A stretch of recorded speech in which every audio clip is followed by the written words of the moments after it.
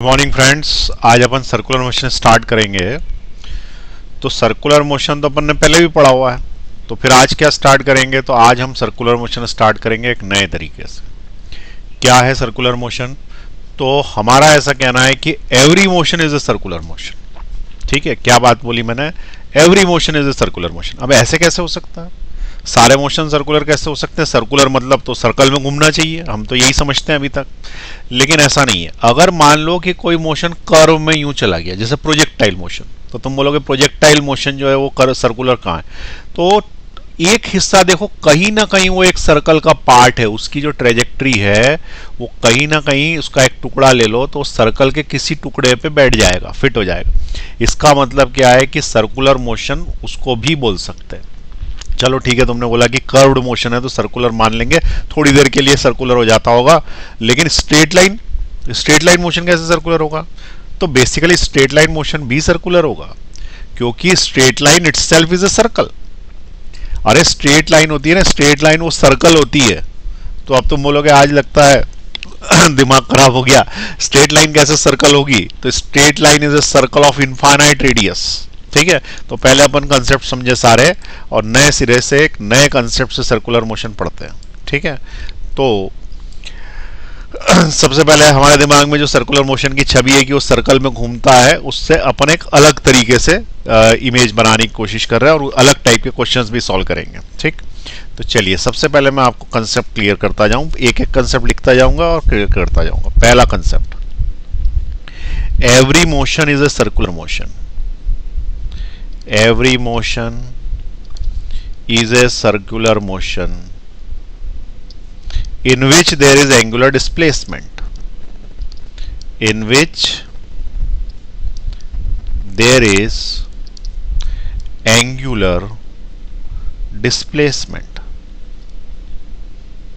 समझ में आई बात? जब जब एंगुलर डिस्प्लेसमेंट थीटा है तब तक सर्कुलर मोशन है, और वो सारे मोशंस में सर्कुलर मोशन है जिसमें एंगुलर डिस्प्लेसमेंट थीटा आता है। ठीक, अब कैसे सर्कुलर मोशन है? तो जैसे मान लो कि कोई गाड़ी गई और वो इस तरीके से जा रही है यूं, तो थोड़ी देर के लिए देखें तो एक कोई ना कोई सा सर्कल यहाँ पे सेट हो रहा होगा। ठीक है, इतने हिस्से में कोई बड़ा सर्कल सेट हो रहा होगा इधर साइड। ठीक है, तो इस तरीके से जो कर्व्ड मोशंस हैं, जैसे इसको मैं तो मिटा रहा हूं तो एक दूसरा बना रहा हूं, इसको मैंने ऐसे बना दिया। ठीक है, तो इसके अंदर एक सर्कल फिट हो रहा होगा ना यहाँ पे कहीं ना कहीं। जैसे मैंने इतना बड़ा सर्कल बनाया, अब इस सर्कल को उठा के लेके आया मैं, और सर्कल को मैंने क्या किया कि यहाँ से डिस्प्लेस किया, तो ये सर्कल यहाँ कहीं फिट हो रहा होगा ना, जैसे यहाँ फिट हो रहा, तो इतने एरिया में सर्कुलर मोशन हुआ ना उसका। अब तुम बोलोगे कि बचे हुए में, तो बचे हुए में कोई दूसरा सर्कल फिट हो रहा होगा, जैसे ये एक सर्कल ले लिया मैंने, अब ये सर्कल वहाँ फिट नहीं हो रहा तो कहीं और फिट हो रहा होगा, तो इसको उठाओ यहाँ से और यहाँ से उठाओ और देखो ये कहाँ फिट हो रहा है। अगर यहाँ फिट हो रहा है तो इतनी देर के लिए, कितनी देर के लिए? सिर्फ इतनी देर के लिए इसने इस सर्कल में मोशन किया, इतनी देर के लिए इसने इस सर्कल में मोशन किया, यहाँ पे भी कोई ना कोई सर्कल फिट हो जाएगा। तो इस तरीके से अलग अलग रेडियस के सर्कल में इसने मोशन किया, पर किया तो सर्कुलर मोशन ही ना। तो यहाँ एक तरीके का सर्कुलर मोशन, यहाँ पे मान लो कि इधर साइड देखा तो इधर साइड ये बड़े सर्कल का सर्कुलर मोशन, पर है तो उसी का पार्ट ना। तो every motion is circular motion, जहां जहां पे एंगुलर डिस्प्लेसमेंट होगा वो सर्कुलर मोशन होगा, पहली बात।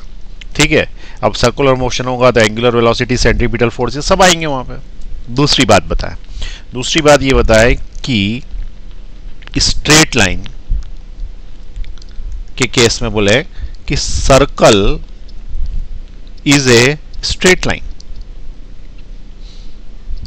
इसका मतलब straight line is a circle.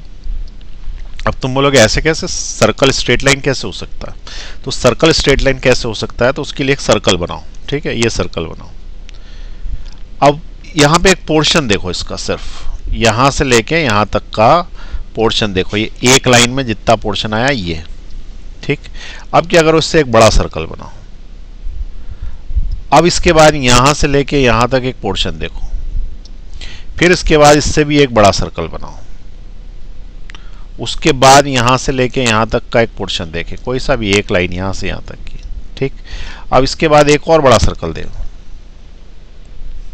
इस बड़े सर्कल में यहां से लेके यहां तक की पोजीशन देखें कहीं से भी, ये वाली। अब तुम ये देखो कि ये पहले कर्व थी, जैसे जैसे सर्कल बड़ा होता जा रहा है ये स्ट्रेट लाइन होती जा रही है। ये देखो ये करीब करीब स्ट्रेट लाइन हो गई, और बड़ा सर्कल होगा तो ये स्ट्रेट लाइन बिल्कुल ही छोटा पोर्शन स्ट्रेट लाइन हो जाएगा उसका। तो जैसे जैसे सर्कल बड़ा होता गया ये कर्वेचर की जगह स्ट्रेट होता गया, और बड़ा होगा तो ये और स्ट्रेट हो जाएगा, और बड़ा होगा तो स्ट्रेट हो जाएगा, वो लास्ट में तो ऐसे ही लगेगा स्ट्रेट लाइन है। तो अगर हम इन्फिनिटी की तरफ चलते हैं और ये सर्कल को क्या करते जाए, बड़े करते जाए, इन्फिनिटी की तरफ चलते हैं और सर्कल को हम क्या करते जाए, बड़े करते जाए, तो हम वो बोलेंगे कि ये सर्कल कभी ना कभी स्ट्रेट हो जाएगा जब इसकी रेडियस कितनी हो जाएगी, इनफाइनाइट। इसलिए circle is a straight line, ठीक है, and straight line is a circle, and straight line is a circle of infinite radius, infinite radius, ठीक है। तो ये वाली ज़्यादा अच्छी लाइन लगी, straight line is a circle of infinite radius, एक बार में क्लियर हो गया, ठीक। तो यहाँ पे हमने क्या बोल दिया, straight line is a circle of infinite radius. ये दो चीज़ें समझ में आई तुमको, स्ट्रेट होती जा रही। चलिए अब इसके आगे ये दो पहले पॉइंट्स आप लिख लें, फिर मैं आगे समझाऊं। Every motion is a circular motion in which there is an angular displacement, जहाँ पे भी जो सर्कल फिट हो जाए, और straight line is a circle of infinite radius, ठीक है। ये दोनों पॉइंट्स लिख लें, पॉज दबा दें, मैं नीचे ले रहा हूं। चलिए नेक्स्ट पॉइंट समझें, सेकंड पॉइंट। सेकंड पॉइंट ये है कि मान लो कि एक कार जा रही है, ठीक है, कार जा रही है, यहां से यूं जा रही है, कोई बड़े व्यक्ति की कार जा रही है और कैमरामैन लेके बैठे हुए हैं, कैमरे से उसको शाहरुख खान आ गया। शाहरुख खान जो है वो यहां से चला, ठीक है, और यहां कहीं पहुंच गया। कोई भी स्टार यहां से चला, यहां पहुंच गया। अब ए से चला बी पे पहुंच गया, तो लोग कैमरा लेके बैठे रहते हैं बड़े स्टार्स को फोटोग्राफी करने के लिए। तो एक आदमी ने यहां कैमरा लगा रखा है ओ नाम, और एक आदमी ने यहां कैमरा लगा रखा है पी पे। मुझे बताओ कि कहां से ज्यादा आसानी से शूटिंग कर पाओगे। तो कोई यदि बोलेगा कि ओ से कर पाएंगे, तो देखो ओ वाले को क्या करना पड़ेगा, ज्यादा अपने आप को घुमाना पड़ेगा, ज्यादा आसानी से शूटिंग जो है वो पी से हो पाएगी। कैसे हो पाएगी, देखें, यहां से एक लाइन ज्वाइन करें, लाइन ज्वाइन करें, लाइन यहां से, और फिर इसको यहां तक ज्वाइन करें। तो तुम्हें कैमरे को यहां से यूं हिलाना पड़ेगा ना, इस एंगल पे हिलाना पड़ेगा, इस एंगल पे, थीटा पे या θ1 पे बोल दो। जबकि इस वाले आदमी को जो इसके पीछे है, ठीक है, पी पॉइंट पे है, जो कि इसके पीछे है, मान लो कि पी पॉइंट यहां बना दूं और यहां से मैं लाइन ज्वाइन करूं इसको यूं, और फिर इधर साइड से लाइन ज्वाइन करूं यूं, तो इसको तो एंगल जो कवर अप करना है वो कम कवर अप करना है।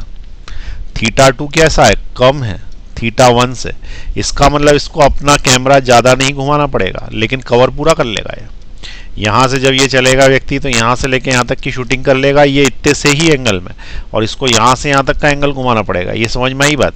तो जब दोनों के एंगल अलग अलग होंगे, जब दोनों के एंगल अलग अलग होंगे, तो इनकी एंगुलर वेलोसिटीज अलग अलग होगी इनके कैमरे की।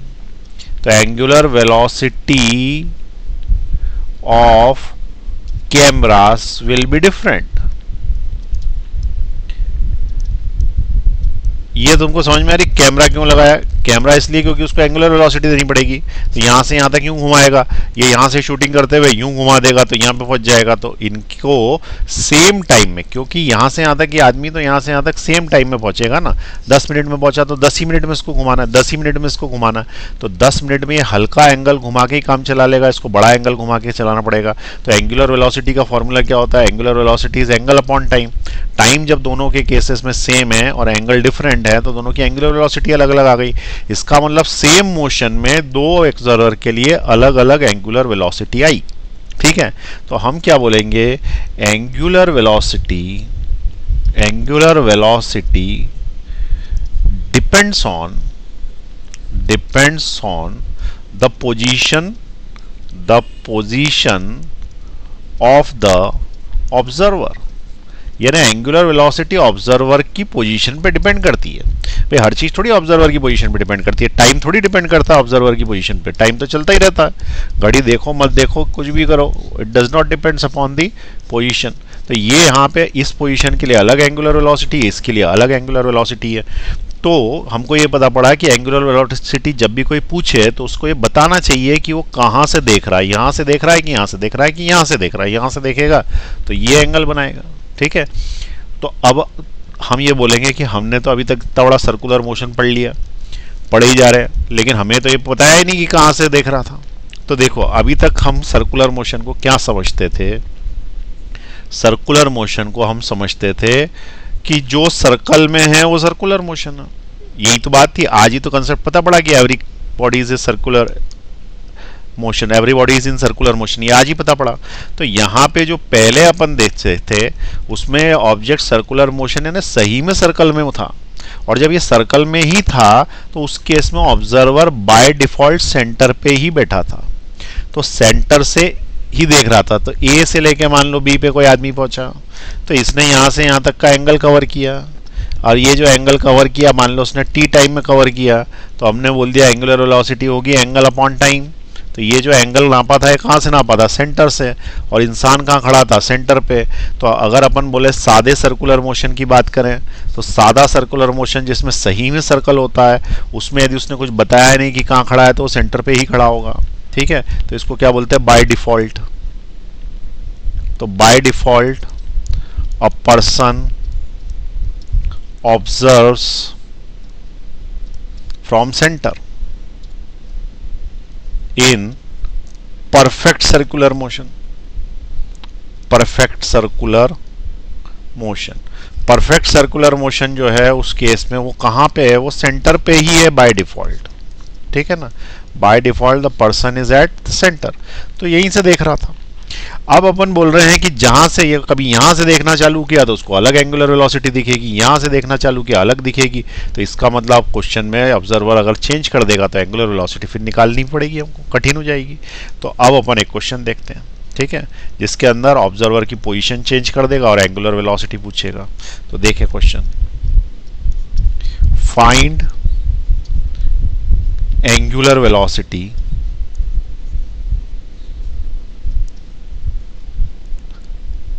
find ratio of angular velocity, find ratio of angular velocity for two observers O and P. O and P for a car. अब देखिए ये कार जो है वो जा रही है सर्कल में ही। अब ये सर्कल बनाया, ये लाइन खींची, ओ बैठा है सेंटर पे और पी बैठा है यहाँ पे। ओ और पी के लिए कार की एंगुलर वेलोसिटी बतानी है, और कार चल रही है कहाँ से, कार चल रही है यहाँ से चल रही है और यहाँ तक पहुँच गई, मान लो ए से चेके बी तक ये कार चली। अब ये बताओ कि what is the ratio of angular velocity for the two observers. दो ऑब्जर्वर्स की एंगुलर वेलोसिटी का रेशियो क्या होगा। इसका मतलब उसने ये क्वेश्चन पूछा है कि angular velocity of O divided by angular velocity of P बराबर क्या होगा, ये क्वेश्चन है हमारा। ठीक है, क्वेश्चन समझ में आया तुमको। दो अलग अलग आदमी अलग अलग जगह से देखेंगे तो उनको अलग अलग एंगुलर वेलोसिटी दिखेगी, जब अलग अलग दिखेगी तो रेशियो क्या होगा। रेशियो क्या होगा तो उसके लिए देखें हम क्या करेंगे, सबसे पहले हम यहाँ से इसको यूँ ज्वाइन कर देंगे। पहले अपन ओ की बात कर रहा, तो ओ के लिए जो अपन ने एंगल निकाला तो वो थीटा है। ठीक है, तो फॉर कौन, ओ, ओ के लिए angular velocity is angle upon time. तो यहां से लेके यहां तक जितने समय में गई उतने ही समय में जाएगी वो, इस आदमी के लिए भी इस आदमी के लिए भी। तो टाइम तो टी ही लगा उसको, तो एंगुलर वेलोसिटी इज एंगल उसने कवर किया थीटा, तो थीटा एंगल कवर किया, टी टाइम लगा, तो this is the angular velocity for O. ठीक है, एंगुलर वेलोसिटी ओ के लिए आ गई। अब अपन दूसरे के लिए निकालें, दूसरा पर्सन कौन है, पी। तो P के लिए एंगुलर वेलोसिटी निकालें, तो P के लिए एंगुलर वेलोसिटी निकालेंगे तो यहाँ से लाइन यहाँ ज्वाइन करनी पड़ेगी। तो अब लाइन ज्वाइन कर दो पहले तो P के लिए। अब उसके लिए जो एंगल होगा वो एंगल ये वाला होगा, दैट इज थीटा डैश। आ रही बात समझ में, उसके लिए ये एंगल होगा क्योंकि उसका जो ऑब्जर्वेशन है वो इतने में है, जबकि इसके पहले वाले का जो ऑब्जर्वेशन था वो इधर इधर था। तो ये जो येलो है मैंने बनाया है, इसके लिए हमको अब सॉल्व करना है येलो के लिए। तो हमने बोला कि एंगुलर वेलोसिटी p पर्सन के लिए होगी, एंगल की जगह लिख दिया थीटा डैश, लेकिन समय तो वही लगेगा t। अब कोई ऐसा रिलेशन बनाओ जिससे थीटा डैश और थीटा रिलेट हो जाए। तो देखो कैसे होंगे, यहां से यहां तक की रेडियस है r, आई बात समझ में, और इधर साइड भी ये रेडियस ही r, ये वाली भी तो रेडियस ही है r। इसका मतलब ये दोनों साइड्स बराबर है, ये दोनों साइड्स बराबर है, तो जो एंगल यहां दिया है वही एंगल यहां भी पड़ेगा, क्योंकि आइसोसीलियस ट्रायंगल है, तो ये भी थीटा डैश होगा। आ रही बात समझ में, ये थीटा डैश है तो ये भी थीटा डैश होगा, क्योंकि ये वाली लाइन के बराबर है, ये लाइन इस लाइन के बराबर है, ये लाइन इसके बराबर, तो ये एंगल इसके बराबर, इसको थीटा डैश माना, थीटा डैश हो गया। दूसरी चीज, ये जो एंगल आ रहा है कौन सा वाला, ये वाला बाहर theta, theta is the exterior angle for this and this interior angles. आ रही बात समझ में, यहाँ पे देखो थीटा डैश और थीटा डैश देखो, थीटा डैश इंटरनल है और ये थीटा एक्सटर्नल है, ये इंटरनल है, ये इंटरनल है, और हमें पता है कि sum of internal angles is equal to the external angle, sum of internal angles in theta dash is equal to theta. तो sum of internal angles theta dash and theta dash is equal to the exterior angle कौन, theta. इसका मतलब theta is equal to theta dash plus theta dash, इसका मतलब theta is equal to 2 theta dash, तो theta dash की value आ गई theta by 2, it is the value of theta dash. और अगर ये थीटा डैश की वैल्यू है तो इसमें एंगुलर वेलोसिटी दे देगा ये। तो एंगुलर वेलोसिटी क्या होती है, angular velocity of p is theta dash upon t which is equal to theta upon 2t, क्योंकि इसकी जगह मैंने थीटा बाई 2 लिख दिया, t पहले से लिखा था। तो मुझे एंगुलर वेलोसिटी किसकी मिल गई, wp की मिल गई थीटा अपॉन 2t, ये एंगुलर वेलोसिटी आ गई। इसके पहले एंगुलर वेलोसिटी ये वाली आई थी, तो इसका आपस में रिलेशन निकाल लो, तो थीटा बाई टी की वैल्यू यहाँ से उठा के इसमें रख दो थीटा बाई टी की वैल्यू, तो थीटा बाई टी की वैल्यू रख दोगे तो omega P is equal to theta by T की जगह मैंने लिख दिया ओमेगा नॉट अपॉन 2, ये आ गया हमारा आंसर।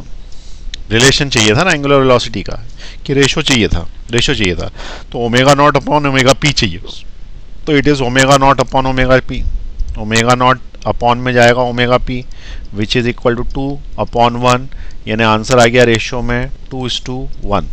2:1 का मतलब ये है कि ओमेगा नॉट फास्ट है 2 टाइम्स, ठीक है, ओमेगा नॉट क्या है, फास्ट है 2 टाइम्स, 2 गुना फास्ट है, किससे, ओमेगा पी से।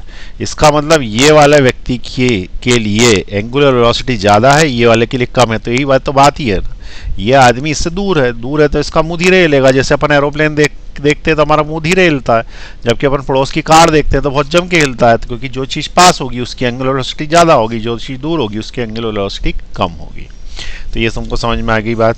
तो कंसेप्ट क्या है, एंगुलर वेलोसिटी किस बात पर डिपेंड है, तो पर्सन कहाँ पे है उसके ऊपर एंगुलर वेलोसिटी डिपेंड करती है। It depends upon the position of the observer, यहाँ के लिए अलग, यहाँ के लिए अलग, ठीक है। चलिए अब आप नोट कर लीजिए, पॉज का बटन दबा के दबाइए, पॉज नोट कर लीजिए। नीचे ले रहा हूँ, डायग्राम बना लें, पॉज का बटन दबा दें, नोट कर लें, और नीचे ले रहा हूँ,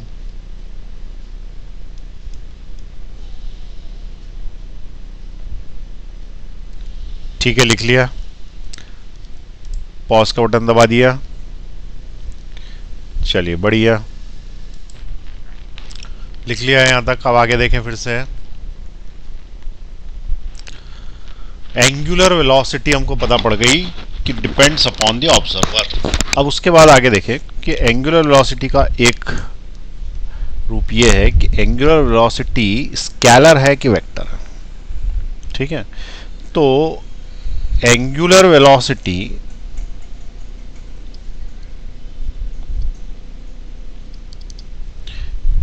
वेक्टर है कि स्केलर है ये मैं बताऊं तुमको, ठीक है। तो जैसे मान लो कि मैंने बोला ये पहिया है, ठीक है, और ये पहिया सड़क पे रखा है, सड़क पे रखा, धक्का देंगे तो ये आगे जा सकता। यहां एक इंसान खड़ा हुआ, उस इंसान को हमने ऐसा बोला कि हम इसको एंगुलर वेलोसिटी देंगे 20 रेडियन पर सेकेंड की, या किसी की भी 25, 26, 30, किसी की भी 120 रेडियन पर सेकेंड की। तो ये बताओ कि ये पहिया इंसान ए तक पहुंचेगा कि नहीं, ए से बी तक पहुंचेगा कि नहीं, ये बताओ। अगर अपन इसको एंगुलर वेलोसिटी देंगे, वैल्यू मैंने बता दी 20 रेडियन पर सेकेंड की, या 20 की जगह 1200 ले लो, कुछ भी कर लो, तो ये पहिया यहां तक पहुंचेगा कि नहीं। तो उसका आंसर ये डिपेंड करता है कि ये पहिए को घुमाया किधर है, इधर घुमाया है कि इधर घुमाया है। इसका मतलब एंगुलर वेलोसिटी में डायरेक्शन इंपॉर्टेंट है। जब तक डायरेक्शन नहीं पता पड़ेगा ये आगे गई कि पीछे गई कुछ पता ही नहीं पड़ेगा ऑब्जेक्ट, ठीक है। इसका मतलब एंगुलर वेलोसिटी रिक्वायर्स डायरेक्शन, ऐसी जरूरत पड़ रही है कि इसमें डायरेक्शन दिया जाए, ठीक है। तो जब जरूरत पड़ती है तो ही वो वेक्टर बनता, नहीं तो बिना डायरेक्शन के काम चल जाता है तो हम चलाते रहते हैं स्केलर बना के उसको। तो इसका मतलब एंगुलर वेलोसिटी को डिस्क्राइब करने के लिए मैग्नीट्यूड तो चाहिए ही, ये मैग्नीट्यूड है, वैल्यू है, मैग्नीट्यूड तो चाहिए ही, डायरेक्शन भी चाहिए, नहीं तो हम बता नहीं पाएंगे कि ऑब्जेक्ट किधर चल दिया या फिर किधर साइड घूमा। अब देखो, मैं अगर मान लो कि इसको बोलूं कि अगर इस व्यक्ति को, ठीक है, 1200 की स्पीड दी गई, इस ऑब्जेक्ट को 1200 की स्पीड दी गई क्लॉकवाइज, मैं ऐसे डायरेक्शन असाइन करूं, क्लॉकवाइज एंटी क्लॉकवाइज। तो देखें, क्लॉकवाइज यदि मैं बोलता हूं तो क्या ये यहां पहुंच जाएगा आपकी बात, क्लॉकवाइज डायरेक्शन में वेलोसिटी देने के बाद? तो उसका आंसर है पहुंच भी सकता, नहीं भी पहुंच सकता, क्योंकि क्लॉकवाइज मतलब तुमने देखा किधर से। तो जो चीज इधर से क्लॉकवाइज दिखती है वो ही पहिए के पीछे जाके देखने से एंटी क्लॉकवाइज दिखती है। तुम करके देख लो ऐसा, तुम अपना हाथ यूं ऐसे ऐसे घुमाओ, ऐसे ऐसे, और तुम्हारे लिए वो क्लॉकवाइज घूम रहा होगा और तुम्हारे सामने वाले के लिए वो एंटी क्लॉकवाइज घूम रहा होगा। पूछ लो अपने मम्मी पापा से, जो भी पास में हो, भाई बहन, कि मैं हाथ ऐसे घुमाता हूं तो मेरे लिए क्लॉकवाइज है, तेरे लिए कैसा है, तो उसके लिए वो एंटी क्लॉकवाइज होगा। इसका मतलब क्लॉक और एंटी क्लॉक जो है वो तो डिपेंड करता है कि कहां से देखा गया। तो ऐसा थोड़ी बताना चाहिए हमको एंगुलर वेलोसिटी क्लॉक की एंटी क्लॉक, तो ये भी लिखना पड़ेगा कहां से देखा गया। इससे अच्छा कोई ऐसा तरीका हो जिससे अपन एंगुलर वेलोसिटी को ऐसा दिखाएं कि क्लॉक और एंटी क्लॉक हर आदमी को एक जैसा ही दिखे, मतलब जो डायरेक्शन हर आदमी को एक जैसा दिखे। तो उसके लिए क्या किया गया, एक रूल बनाया गया, और वो रूल है right hand thumb rule. Right hand thumb rule, इस राइट हैंड थंब रूल की सहायता से जो है वो हम एंटी क्लॉक और क्लॉक की जगह ये देख लेते हैं कि किस तरीके से वो घूम रही है, ना कि हम एंगुलर वेलोसिटी का डायरेक्शन असाइन करते हैं, इससे direction of angular velocity assign करते हैं। तो या तो इससे करते हैं, या फिर एक और तरीका है, हम स्क्रू रूल लगा दे, right handed screw rule, right handed screw rule. Screw rule की सहायता से भी हम डायरेक्शन असाइन कर सकते हैं। अब देखो कैसे, स्क्रू रूल पहले बता देता हूं। स्क्रू रूल की सहायता से कैसे बता सकते हैं, तो जैसे तुमको बताना हो कि यहाँ पे एंगुलर वेलोसिटी इसका डायरेक्शन क्या है, तो क्लॉक और डॉट नहीं बताते, हम क्या करते हैं कि हम यहाँ पे एक स्क्रू लगा देते हैं, और स्क्रू लगाने के बाद उस स्क्रू को उसी डायरेक्शन में घुमाते हैं जिस डायरेक्शन में पहिया घूम रहा होता है। कहीं से भी देख लो, इसी डायरेक्शन में घुमा रहे। अब जब यूं घुमाएंगे ना तो एक कसने लगेगा, स्क्रू जो है वो टाइट होने लगेगा। तुम सोचो ऐसे यूं घुमाते तो टाइट होता है, यूं करते तो स्क्रू खुलता, इधर खुलता है स्क्रू, इधर टाइट होता है, टाइट होता है तो ये जब टाइट होने लगेगा तो स्क्रू अंदर घुस जाएगा। भाई स्क्रू तो सिंपल है, अंदर की तरफ घुसने लगेगा इस साइड, यानी पहिए के उस पार होने लगेगा। तो जब ये पहिए के उस पार होने लगेगा तो हम इसको बोलेंगे कि हमारी एंगुलर वेलोसिटी का डायरेक्शन है पेज के अंदर, पेज के पीछे।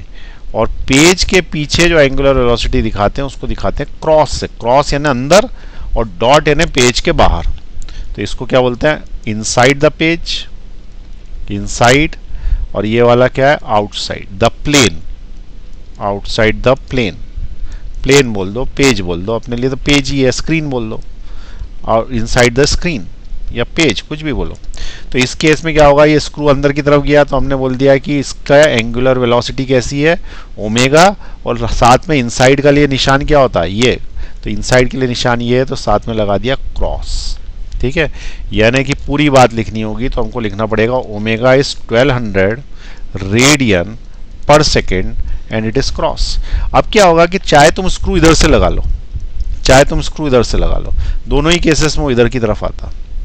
ये ट्राई करके देख लो, ठीक है, ये दोनों ही केसेस में इधर की तरफ आता है। जब इधर की तरफ आएगा तो ओमेगा हर आदमी के लिए एक जैसा हो जाएगा, तो लिखना आसान हो जाएगा कि ओमेगा इज क्रॉस। यही का यही राइट हैंड स्क्रू रूल है। ऐसा कैसे ही राइट हैंड थंब रूल है। राइट हैंड थंब रूल में अपन अपनी क्या उंगलियां जो है वो कर्ल कर देते हैं जिस डायरेक्शन में पहिया चल रहा होता है, ऐसे कर्ल कर देते हैं उंगलियां, और अंगूठा जो है वो डायरेक्शन बता देता है। अंगूठा क्या करता है, डायरेक्शन बता देता है। तो जैसे मान लें कि यहाँ पे देखें राइट हैंड स्क्रू रूल कैसे लगाएंगे, ये वाले में देखें, ये वाले में, और मेरे हाथ देखें, ये उंगलियां, ठीक है, उंगलियां मुझे यूं रखनी पड़ेगी, ये उंगलियां कर्व, तो इधर साइड पहिया है ना, पहिया देखो ना किधर साइड घूम रहा है, ये पहिया देखो यहाँ पे, ये वाला पहिया देखो, ये पहिए की तरफ उंगलियां रख दी। अब पहिए की तरफ उंगलियां रख दी तो ये उंगलियां जो है अगर इस तरीके से हुई तो ये आया ना, ठीक है, तो इस तरीके से आया, इसका मतलब मेरे लिए स्क्रीन के अंदर चला गया, तो इसलिए क्रॉस हो गया। ठीक, तो राइट हैंड स्क्रू रूल ऐसे लगाते हैं। पहिया मान लो यूं घूम रहा है तो अंगूठा मेरी तरफ आ गया, पहिया मान लो इसका उल्टा घूमने लगा तो अंगूठा तुम्हारी तरफ आ गया। ठीक है, तो अंगूठे से भी निकाल सकते हैं। तो इस तरीके से एंगुलर वेलोसिटी का डायरेक्शन या तो क्रॉस निकलता है या डॉट निकलता है, और इसको अपन क्या बोल देते हैं, angular velocity is vector, but it is axial vector, क्योंकि एक्सिस पे इसके आंसर्स आते हैं। तो जब एक्सिस पे आंसर्स आते हैं तो इसको क्या बोलते हैं, ये एक्सियल वेक्टर है। ठीक, तो अगली लाइन हम क्या लिखेंगे, डायरेक्शन ऑफ एंगुलर वेलोसिटी कैसे निकलता है, या तो पहला मेथड है हम निकालें उसको राइट हैंड स्क्रू रूल से, या फिर हम उसको निकालें राइट हैंड थंब रूल से, and it is an axial vector. ठीक, तो एंगुलर वेलोसिटी क्या हो गई, एंगुलर वेलोसिटी हो गई एक्सियल वेक्टर। तो लिख देते हैं note, it is an axial vector. Axis पे आता है इसलिए एक्सियल वेक्टर। अच्छा, एंगुलर वेलोसिटी अगर एक्सियल है ना तो एंगुलर एक्सेलरेशन भी एक्सियल वेक्टर होगा, और एंगुलर डिस्प्लेसमेंट भी एक्सियल वेक्टर होगा, और सभी को एक ही रूल से निकालेंगे, स्क्रू रूल से। अगर किसी ने पूछा डिस्प्लेसमेंट किधर है तो वो भी इधर साइड है, ऐसा मत बोलना इधर डिस्प्लेसमेंट, वो लीनियर डिस्प्लेसमेंट इधर साइड। एंगुलर डिस्प्लेसमेंट हमेशा एक्सियल वेक्टर होगा, तो वो अंदर की तरफ ही है, that is the angular displacement, क्योंकि एंगुलर वेलोसिटी और एंगुलर डिस्प्लेसमेंट का डायरेक्शन सेम होगा ना, जहां एंगुलर डिस्प्लेसमेंट वहीं एंगुलर वेलोसिटी, वहीं एंगुलर एक्सेलरेशन, सब एक तरफ। ठीक, चलिए यहां तक समझ में आ गई बात। अब इसको जो है नोट कर लें, लिख लें फटाफट, फिर आगे समझाऊं एंगुलर वेलोसिटी के और नए नए कंसेप्ट्स। चले आगे बढ़ रहे हैं।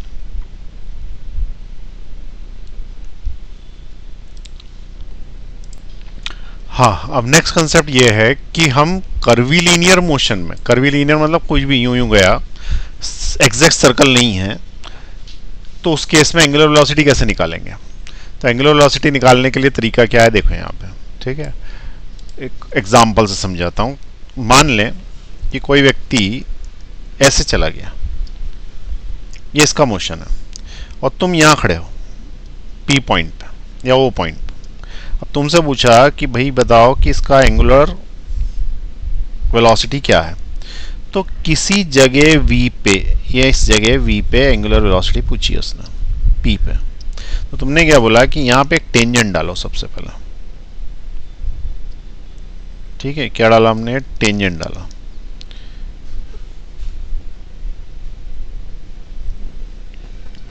ठीक, ये टेंजेंट डाल दिया। अब टेंजेंट डालने के बाद क्या करें कि मान लो कि ये यहां से पहुंच गया इस जगह पे। ठीक है, तो इसको यहां से यूं ज्वाइन कर दो। और इसको 90 डिग्री लेके यहाँ से ऐसा ही बना दो, यहाँ तक बना दो बोले। तो ये कौन कौन सा, एक ये बनाया मैंने और एक ये बनाया। ये बेसिकली इस वेलोसिटी के कंपोनेंट करे मैंने, ठीक है, इस वेलोसिटी के कंपोनेंट करे। मान लो कि ये एंगल जो है वो अल्फा है, तो वेलोसिटी जो टेंजेंशियल थी v, उसका एक पार्ट हो गया v cos अल्फा और दूसरा पार्ट हो गया v sin अल्फा, ठीक है। इसका मतलब दो ही वेलोसिटीज रह गई, ये वाली और ये नहीं रह गई, क्योंकि जिसका कंपोनेंट हो जाते वो नहीं रहती। अब ये बची। यहाँ कौन बैठा हुआ है, यहाँ ऑब्जर्वर बैठा हुआ है। मुझे बताओ कि किस वेलोसिटी के कारण, इसके कारण किसके कारण इसे अपने आप को गोल घुमाना पड़ता, एंगुलर वेलोसिटी देनी पड़ती है। तो इस ऑब्जर्वर को एंगुलर वेलोसिटी इसके कारण नहीं मिल रही, क्योंकि एक कार अगर सीधे सीधे चलती जाती है ना, तो ये यहीं पे बैठे बैठे उसकी शूटिंग करता रहता है। लेकिन कार चूंकि यूं हो जाती है, तो ये वेलोसिटी का कंपोनेंट है जिसके कारण उसको टर्न मारना पड़ता। आई बात समझ में, ये एंगुलर वेलोसिटी का वो कंपोनेंट है जिसके कारण उसको टर्न मारना पड़ता है। मान लो कार वहां से उस जगह से यहां तक पहुंची, इस जगह तक, ये पॉइंट P था ना, तो P पॉइंट से मान लो यहाँ पे पहुंची P डैश, तो P से लेके P डैश तक उसे जो टर्न मारना पड़ा वो इसलिए मारना पड़ा क्योंकि ये कंपोनेंट जिम्मेदार है। तो ये कंपोनेंट एंगुलर वेलोसिटी क्रिएट कर रहा, ठीक है। तो अगर हमने मान लो कि बोल दिया कि यहाँ से यहाँ तक का एंगल है डेल्टा थीटा, तो एंगुलर वेलोसिटी का फॉर्मूला क्या होता है, delta theta upon time. Delta theta upon delta T बोल दो, या डेल्टा थीटा अपॉन टाइम बोल दो। This is angular velocity, angle divided by time. उसने कितना एंगल कवर किया, कितने समय में कवर किया।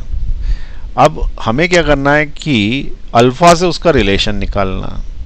तो अल्फा से उसका रिलेशन निकालना है, तो मान लो कि डेल्टा थीटा स्मॉल है, तो यहाँ से लेके यहाँ तक का जो डिस्टेंस है उसको तुमने क्या कर दिया, उसको छोड़ दिया। अभी डिस्टेंस नहीं, वेलोसिटी देखी। तो ये वेलोसिटी यहाँ से यहाँ तक की दे ली, उसको क्या बोल दिया हमने, v साइन अल्फा। तो क्या बोल रहे हैं हम, v sine alpha is responsible for circular motion. v sine alpha is responsible for the circular motion. अब अगर मैं यहां से बोलूं कि P से लेके Q तक का, Q ये पॉइंट, P से लेके Q तक का अगर अपन निकालें, तो P into Q is V sine alpha into T होता। कैसे, speed is equal to distance by time होती है ना। अरे एक मिनट रुक, हाँ, speed is equal to distance upon time होती है ना। तो distance is equal to speed into time होगा। तो ये जो डिस्टेंस इसने कवर किया, ये टी टाइम में कवर किया और v साइन अल्फा वेलोसिटी से। तो speed is equal to distance by time से स्पीड की जगह मैंने लिख दिया v साइन अल्फा। स्पीड की जगह मैंने क्या लिख दिया, v sine alpha, which is equal to distance की जगह मैंने क्या लिखा, pq, और टाइम की जगह t।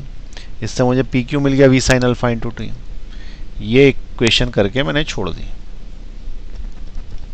दूसरे नंबर पे मैंने यहाँ पे इस ट्रायंगल को कंसीडर किया, इस ट्रायंगल को, इसको माना आर्क, इसको माना एंगल। तो angle is equal to arc upon radius, OP, OP मान लिया इसको, ठीक है। तो angle equal to arc upon radius से हमने क्या बोल दिया, angle is equal to arc upon radius से हमने एंगल छोटा इसलिए इसको आर्क मान सकते हैं, एंगल छोटा है तो ये आर्क यूं होता है, उसकी जगह स्ट्रेट भी मान सकते हैं। तो एंगल की जगह ले लिया delta theta which is equal to arc, arc की जगह पी क्यू और रेडियस की जगह मैंने डाल दिया ओपी। इससे मुझे मिला P Q is equal to delta theta into OP.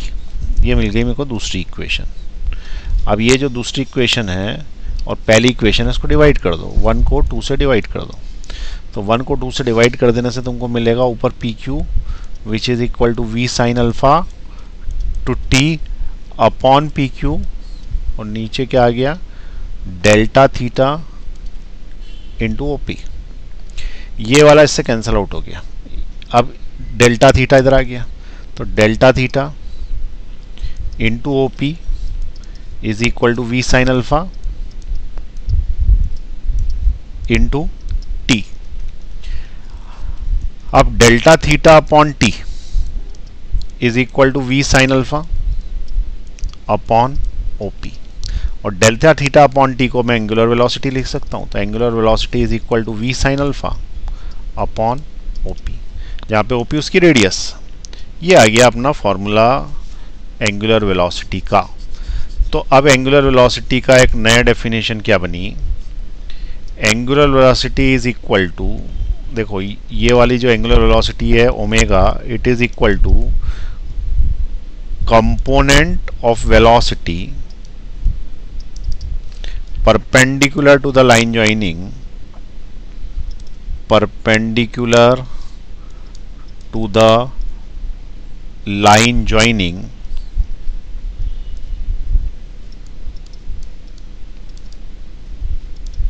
perpendicular to the line joining whole upon OP क्या है, length of the line joining,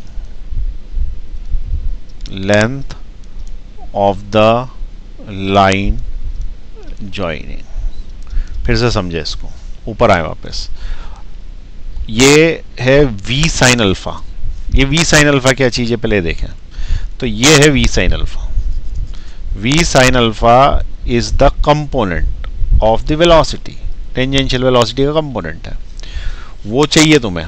तो v sine alpha is the component which is perpendicular to the line joining. Line joining कौन है, तो ये है line joining किसी particular point p पे, दिस इज लाइन ज्वाइनिंग। तो लाइन ज्वाइनिंग यहां से यहां तक है और उस पे perpendicular component v sine alpha है। तो v साइन अल्फा जो परपेंडिकुलर कंपोनेंट है divided by the length of the line joining will give the angular velocity. ठीक है, फिर से समझे, component of the velocity perpendicular to the line joining, line सबसे पहले ज्वाइन कर लेना, divided by the length of the line joining will give the angular velocity. ठीक, इसका मीनिंग ये हुआ कि अगर मान लो कि कोई यूं चला और तुमसे पूछा कि यहाँ पे बताओ, इस जगह पे बताओ, और ऑब्जर्वर बैठा है यहाँ पे, तो सबसे पहले तुम्हें क्या करना पड़ेगा, लाइन ज्वाइनिंग, ये लाइन ज्वाइन कर लेना। ठीक है, लाइन ज्वाइनिंग का डिस्टेंस मान लें कि L है यहाँ से यहाँ तक। अब क्या करना कि इसके ऊपर एक टेंजेंट डालना, इसके ऊपर ये टेंजेंट डाला, ये टेंजेंट उस डायरेक्शन में वेलोसिटी दिखाएगा, लेकिन वेलोसिटी नहीं लेनी, वेलोसिटी के दो हिस्से करने हैं। एक हिस्सा जो है वो नीचे इससे परपेंडिकुलर लेना, इससे किससे, लाइन ज्वाइनिंग से परपेंडिकुलर, इससे परपेंडिकुलर लेना, और दूसरा हिस्सा जो है वो इससे पैरेलल लेना, इस तरीके से।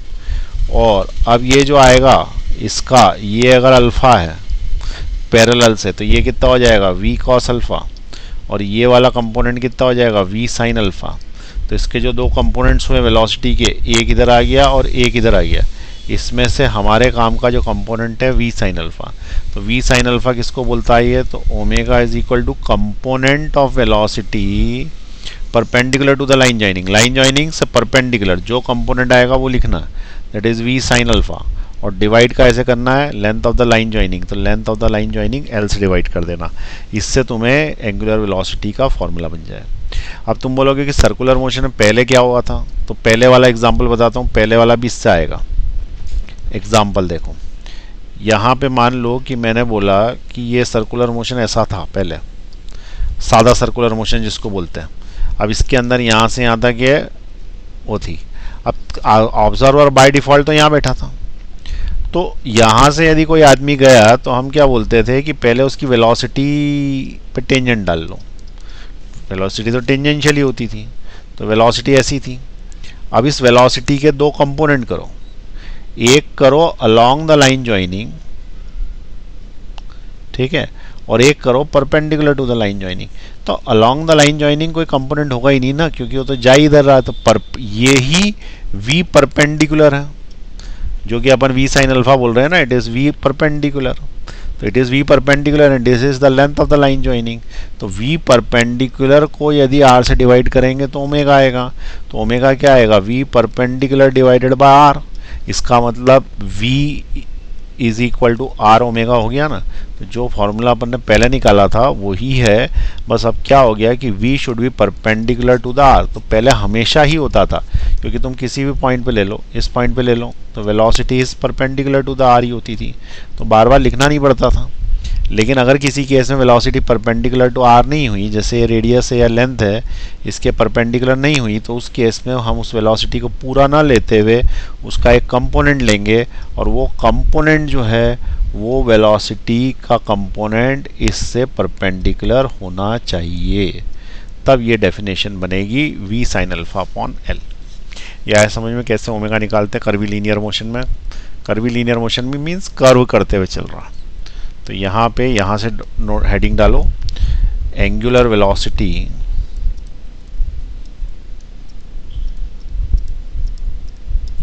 इन कर्व्ड मोशन, सर्कुलर मोशन नहीं, curved motion, angular velocity in curved motion. चलिए नोट कर लीजिए फटाफट। अब मैं नीचे ले रहा हूं, नोट कर लें, नीचे ले रहा हूं, नोट कर लें, और नीचे ले रहा हूं। ठीक है, ये समझ में आया तुमको। अब एक आध क्वेश्चन और क्वेश्चन देखते हैं का। देखो चलिए क्वेश्चन करें प्रोजेक्टाइल मोशन का। देखें यहाँ पर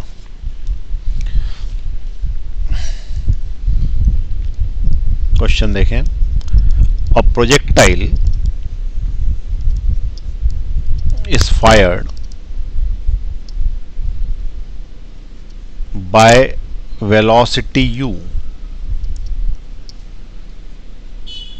and at angle theta. Find its angular velocity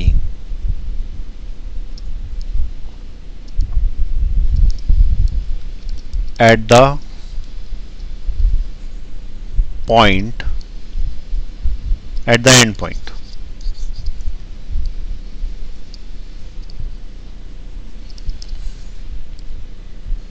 With respect to, या when the observer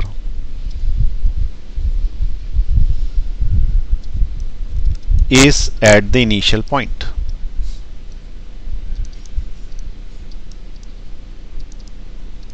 ऑब्जर्वर जब इनिशियल पॉइंट पे हो तब बताओ। तो सबसे पहले हमको ये पता है कि जब प्रोजेक्टाइल फायर की गई है तो उस केस में हम एक एक्सिस इधर ले लेते हैं और एक एक्सिस इधर ले लेते हैं, और प्रोजेक्टाइल को जो है वो यूं करके ऐसे फायर कर देते हैं। ऑब्जर्वर बोल रहा है यहाँ बैठा, क्योंकि बिना ऑब्जर्वर बिठाए अब हम एंगुलर वेलोसिटी नहीं बता पाएंगे, क्योंकि ये मोशन सर्कुलर नहीं है परंतु सर्कुलर है। ठीक है, तो अब ये जो हमने बना दिया इसके अंदर लास्ट पॉइंट पे वो पहुंचा, ये थोड़ी टेढ़ी बन गई, तो लास्ट पॉइंट पे पहुंचा इस तरीके से। तो जब लास्ट पॉइंट पे पहुंचे ना, तो उस जगह पे जिस जगह पे एंगुलर वेलोसिटी पूछी गई है उसको उस जगह से ज्वाइन करना जहां पे ऑब्जर्वर बैठा हुआ है। ठीक है, तो ऑब्जर्वर जहां बैठा हुआ है से इसको ज्वाइन करना, ये पहली स्टेप। ठीक है, join the point from where the observer is sitting to the point where question is asked. ठीक है, तो स्टेप 1 क्या है, join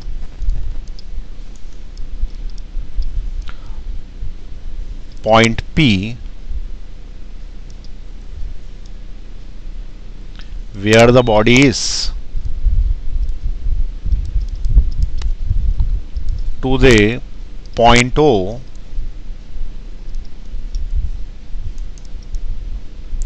where the observer is। किसको, O को P से ज्वाइन करना। तो ये वाला जो है पॉइंट P हो गया और ये ऑब्जर्वर का पॉइंट क्या हो गया, O को। तो O को P से स्ट्रेट लाइन से ज्वाइन करना, तो OP लाइन बनेगी। तो OP इज द लाइन, वो अपन ने बना ली। ठीक, सेकेंड स्टेप में draw a tangent, draw a tangent of velocity at point P, at point P point पे वेलोसिटी पे टेंजेंट डाल देना। तो ये डाल दिया भैया, टेंजेंट डाल दिया, जो बोल रहे हो ऐसा करते जा रहे हैं, टेंजेंट डाल दिया। अब वेलोसिटी का जो टेंजेंट डालेगा ना उसके बाद उसके दो कंपोनेंट्स मानना, एक कंपोनेंट इधर, एक कंपोनेंट इधर, ऐसे आएगा ना दूसरा कंपोनेंट, तो एक कंपोनेंट इधर आ जाएगा, दूसरा कंपोनेंट इधर आ जाएगा। अब इसमें देखो ऐसा नियम होता है कि जिससे अपन फेंकते हैं ना थीटा से, ये थीटा से तुमने फेंका था ना इसको, तो उसी एंगल से हॉरिजॉन्टल के साथ बनाते हुए वापस आ जाती है। जैसे ये लाइन है तो इस पे इधर से थीटा बनाया ना, तो ये भी ज़मीन के साथ इधर साइड से थीटा बना लेगी, ये वेलोसिटी। अब ये वेलोसिटी का कंपोनेंट कर लेना v cos थीटा, ये वाला कर लेना v sin थीटा। अब ये देखो कि इस ऑब्जर्वर को अपना मुंह क्यों घुमाना पड़ रहा है, क्योंकि v sin थीटा है, ये v sin थीटा ही इसको वेलोसिटी दे रही है एंगुलर, और v cos थीटा होता तो ये कार यूं जाती जाती जाती जाती तो उसको घुमाना थोड़ी पड़ता। इसका मतलब this velocity is not good and not responsible for angular velocity, this is responsible for the angular velocity. तो इसने क्या बोला कि omega is equal to V sine theta लिखो और अपॉन लाइन ज्वाइनिंग, ये जो लाइन ज्वाइनिंग है ना इसका डिस्टेंस लिखो। तो लाइन ज्वाइनिंग तो रेंज के बराबर हुई इस केस में, तो उसका अपॉन में क्या लिखना पड़ेगा, रेंज लिखना पड़ेगा। ठीक है, तो ये u से फेंकी थी, तो यहाँ अगर u से फेंकी थी तो u से लिख देना, v से फेंकी थी तो v से लिख देना, u से फेंकी थी, u से फेंकी थी तो ये यहाँ पे तुम्हें u लिखना पड़ेगा, और ये भी u से फेंकी थी तो यहाँ पे भी u लिखना पड़ेगा, तो यहाँ पे भी तुम्हें u लिखना पड़ेगा। तो ये u sine theta upon range, ये एंगुलर वेलोसिटी आएगी इस क्वेश्चन में। अच्छा, इसको कभी कभी क्या करते हैं, घुमा फिरा देते हैं। मालूम पड़ा तुमने आंसर तो निकाल लिया ये, लेकिन ऑप्शन में ही नहीं है। जब ये ऑप्शन में नहीं है तो क्या करना, रेंज की वैल्यू डालना। r इज इक्वल टू होता है 2u sine theta, u range क्या होता है u square sine 2 theta upon g, ये काय का फॉर्मूला है, रेंज का। इसमें से ये रेंज का फॉर्मूला निकाल के यहाँ पुट कर देना, तो इससे ओमेगा का दूसरा आंसर आ जाएगा। ये आंसर नंबर 1 है, एक आंसर और आ सकता। Omega is equal to U sine theta as it is, upon में रेंज की जगह डाला मैंने यू स्क्वायर साइन 2 थीटा, और जो जी है वो नीचे से ऊपर चला गया जी, एक यू से एक यू कट गया, तो ओमेगा इज इक्वल टू ऊपर हो गया जी साइन थीटा, अपॉन में यू और साइन 2 थीटा को लिख सकता हूँ मैं 2 sine theta into cos theta. ये साइन थीटा कैंसिल, तो इससे ओमेगा मिल जाएगा जी अपॉन 2u कॉस थीटा। ये तुम्हारा ओमेगा आ गया जी अपॉन 2u कॉस थीटा। तो ये दोनों में से, ठीक है, ये दोनों में से कोई सा भी ऑप्शन हो सकता है। ये भी आंसर सही है, ऊपर वाला भी सही है, तो it is answer number 2। Clear हुई ये बात? तो प्रोजेक्टाइल मोशन में भी सर्कुलर लग गया, तो किसी भी क्वेश्चन में सर्कुलर लग सकता है, ठीक है ना। प्रोजेक्टाइल में भी लग सकता है, किसी में भी लग सकता है। तो अब इसको आपको नोट करने का समय आ गया है, तो अब आप इसको नोट करेंगे। चलिए यहाँ से लिखिए क्वेश्चन, पॉज का बटन दबाए लिख लें। अब नीचे लूँगा मैं, पॉज का बटन दबाएंगे, लिख लेंगे यहाँ पे। क्लियर हुई बात? तो ये आज आपको ये समझ में आया कि एंगुलर वेलोसिटी कहीं पे भी निकाली जा सकती है, किसी भी मोशन में निकाली जा सकती है, ठीक है। और उसका अब हमको एक दूसरा फॉर्मूला भी मिल गया, omega is equal to V by R था, अब omega is equal to V perpendicular by L हो गया है फॉर्मूला, जहाँ पे एल क्या है, L is the length of the line joining the point from the position where we are observing the circular motion. ठीक है, अब ये कंसेप्ट समझ में आ गया। नेक्स्ट क्लास में मिलते हैं, लेकिन इसी को आगे बढ़ाऊंगा अभी मैं, और एंगुलर वेलोसिटी का एक और कॉम्प्लेक्स कंसेप्ट अगली क्लास में, ठीक है।